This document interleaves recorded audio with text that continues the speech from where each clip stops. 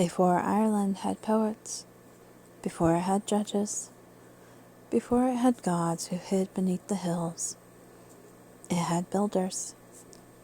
They did not sing to the land, they did not bargain with it.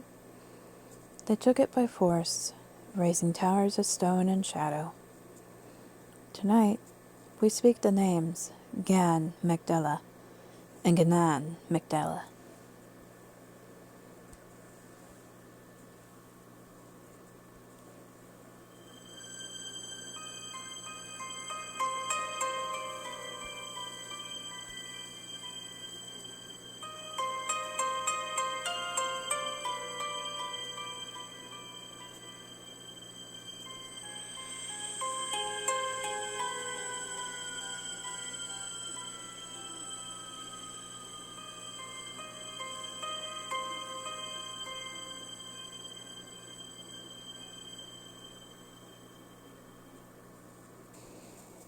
Hello, witches and wanderers, and welcome back to the Morbid Witch Podcast.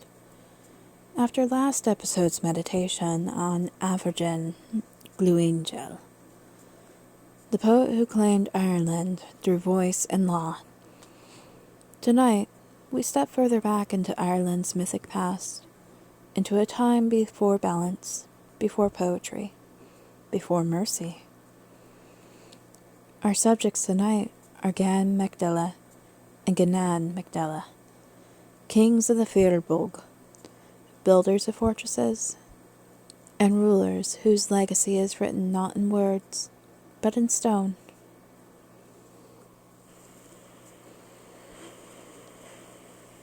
Irish mythology is structured around invasions, waves of people who arrive, rule, fall, and leave traces behind.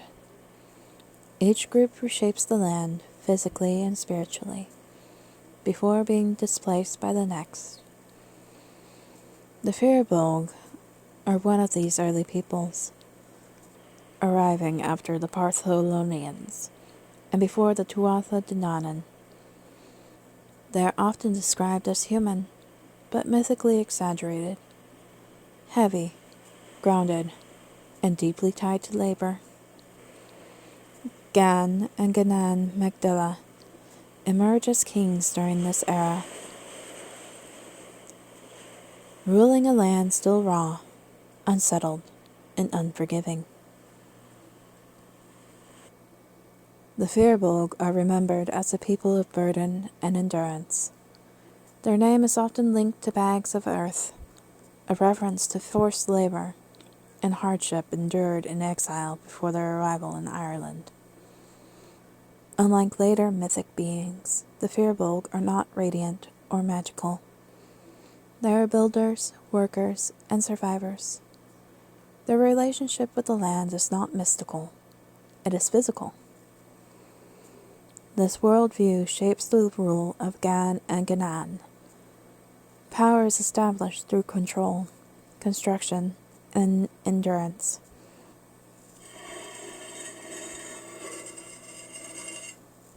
Gann Dela and Genann Dela are brothers, sons of Dela, one of the ancestral leaders of the fearbog.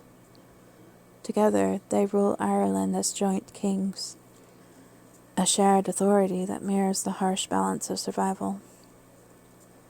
They divide the land between them, not symbolically, but territorially.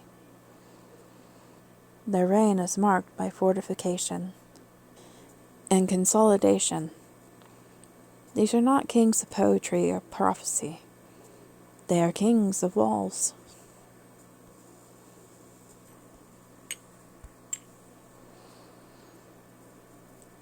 One of the most enduring legacies of Gann and Genann is their association with stone fortresses, duns, and strongholds. In myth, they are credited with constructing defenses across Ireland, structures meant to dominate the landscape rather than harmonize it. Stone becomes a statement of authority, immovable, cold, and unyielding. Under Gann and Genann, Ireland is not a place of negotiation. It is ruled through strength and endurance. Law exists, but it is crude and absolute. Justice is survival. Power belongs to those who can hold territory and defend it. This era of myth represents a necessary but brutal stage in Ireland's formation. When we compare Gann and Genann to figures like Aberdeen, the contrast is stark. Where Aberdeen uses voice, they use stone. Where he seeks balance, they seek control. Where he listens to the land, they impose upon it. And yet, without them, the later myths cannot exist. Gann Macdella's reign is remembered as harsh, even tyrannical. Some traditions emphasize cruelty and oppression during his rule. He eventually dies, sometimes by violence, sometimes by sickness, signaling the instability inherent in power built solely on force. Stone cracks, even fortresses fall. After Genann's death, Gann Macdella continues to rule. His reign is often portrayed as steadier, but still severe. He maintains the structures his brother helped build, both physical and social. But the world is already changing.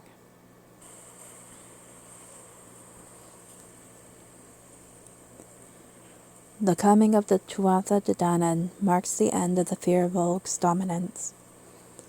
These new arrivals bring magic, art, and supernatural authority. Everything the Stone Kings lack. The Battle of Mag Tuired follows, and the Firbolg are defeated.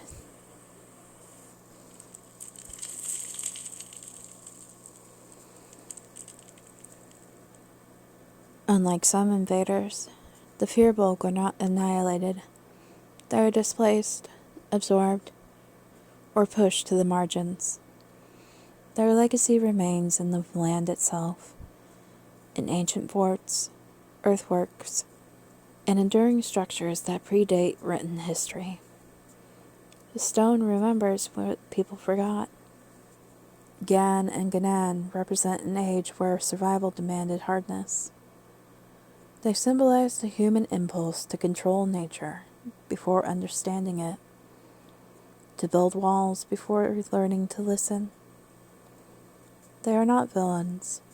They are necessary ancestors. There is something unsettling about builders in myth. Those who lay foundations decide who belongs inside the walls, and who is left outside. Gann and Genann's Ireland is safe only for those under their protection. Everyone else is expendable. Gann Macdella and Genann Macdella remind us that every culture is built in layers. Before poetry, there was labor. Before law, there was force. Before magic, there was stone. Their shadows lie beneath every later myth. They did not sing Ireland into being. They shaped it with their hands. Gann Macdella and Genann Macdella ruled a world where survival came before beauty, and their legacy still sleeps beneath Ireland's hills. Stone does not speak, but it remembers. Thank you for listening to the Morbid Witch Podcast. If this episode lingered, let it. Foundations are always darker than what's built upon them. Join me next time as we continue uncovering the figures who shaped myth, magic, and memory. Until then, stay strange, stay spooky, and remember, the shadows are always watching.